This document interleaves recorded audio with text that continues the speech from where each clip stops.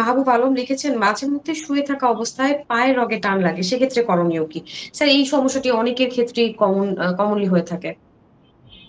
হ্যাঁ, আমি এই বিষয়টা নিয়ে কিছুক্ষণ আগে একটা রোগীর উত্তরে বলেছি, তারপরে আবার দর্শকের জন্য বলছি যে আসলে এই পায়ের পিছনের যে মাংসপেশি, এটা অনেক সময় ঘুমের মধ্যে অনেকেই এই ধরনের কমপ্লেইন করে। তো এটা অনেক সময় দেখা যায় যে আমাদের পোস্টারাল কারণে হয়, যে শোয়ার বিছানা যদি খুব বেশি সফট হয় বা নরম হয় সেক্ষেত্রে এরকম হতে পারে।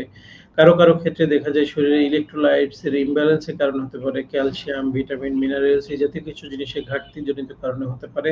কারো কারো ক্ষেত্রে দেখা যায় যে পায়ের যে রক্তনালীগুলো রয়েছে সেই রক্তনালীগুলার সঠিক রক্ত সরবরাহ সঠিকভাবে না হলে সেক্ষেত্রে এরকম হতে পারে। আবার কারো হতে পারে যে কোমর থেকে যে নার্ভ গুলো পায়ের দিকে গেছে সেই নার্ভের উপর চেপে থাকলে এই ধরনের সমস্যা হতে পারে। তো দর্শক, আপনি কি কারণে হচ্ছে এটা আপনার নিকটস্থ একজন চিকিৎসকের শরণাপন্ন হন, যিনি এটাকে অ্যাড্রেস করবেন বা নির্ণয় করে সেই অনুযায়ী আপনাকে একটা সঠিক গাইডলাইন বা চিকিৎসা দিবেন। ধন্যবাদ জানাচ্ছি স্যার। আমাদেরকে নিলয় আহমেদ নিপু, তিনি যে প্রশ্নটি করেছেন তিনি আমাদেরকে সৌদি আরব থেকে দেখছেন। আমি আপনার উদ্দেশ্যে জানাতে চাই, আমাদের আজকের যে বিষয়টি নিয়ে আমরা কথা বলছি সেই বিষয়টির সাথে আপনার প্রশ্নটি যাচ্ছে না। এই কারণে আমরা দুঃখ প্রকাশ করছি এবং এই কারণে আপনার প্রশ্নটি আমরা নিতে পারছি না। আচ্ছা, আমি পরবর্তী যে দর্শকের প্রশ্নটি দেখতে পাচ্ছি, তিনি আমাদেরকে প্রশ্ন করেছেন। আচ্ছা, পরবর্তীতে আমাদেরকে যে দর্শকরা প্রশ্ন করেছেন, আমাদেরকে তারা দেখছেন, এই বিষয়গুলো আমাদেরকে জানিয়েছেন। স্যার, আমি একটু আসি যে ফিজিওথেরাপির বিষয় নিয়ে অনেকেই আছে যে জানতে চায় যে ফিজিওথেরাপি আসলে অনেক ধরনের ভূমিকা রাখে এবং অনেক গুরুত্বপূর্ণ ভূমিকা রাখে, আমরা জানি। এই ধরনের ব্যথা প্রশমিত করার ক্ষেত্রে খুবই গুরুত্বপূর্ণ ভূমিকা পালন করছে। সেক্ষেত্রে মাংসপেশিতে ব্যথা কিভাবে নিরাময়ে কাজ করছে, স্যার আপনার কাছ থেকে একটু জেনে নিব।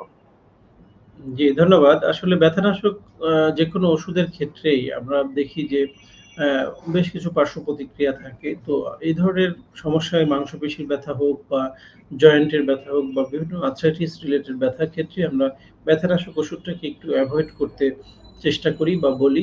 সাময়িকভাবে খেলেও দীর্ঘমেয়াদী এটা খাওয়া যায় না। কারণ এর অনেক রকম সাইড ইফেক্ট বা পার্শ্ব প্রতিক্রিয়া থাকে।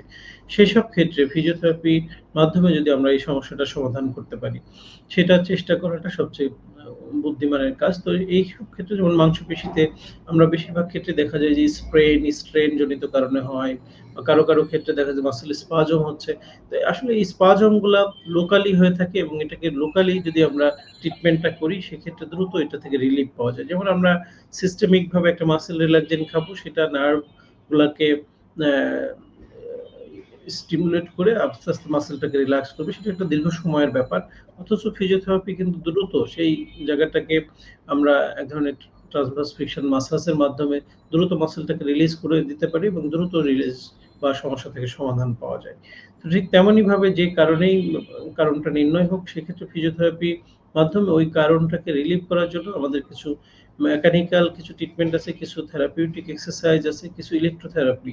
তো এরকম কয়েকটা ভাগে আমরা ভাগ করি। সেই জিনিসগুলা যদি দ্রুত এপ্লাই করা যায়, রোগী যেমন দ্রুত সমস্যা থেকে সমাধান হয়, পাশাপাশি তার কোনো পার্শ্ব প্রতিক্রিয়া বা অন্যান্য সাইড ইফেক্ট থাকে না।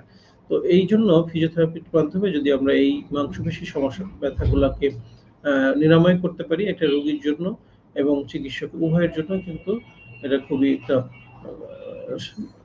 সাশ্রয়ী এবং সহজলভ্য এবং পার্শ্ব রোগীর প্রতিক্রিয়াবিহীন জন্য একটা খুবই চিকিৎসা। রেজাল্টফুল একটি বিষয় হবে এবং প্রতিকারের বিষয়টি আসলে চলে আসবে।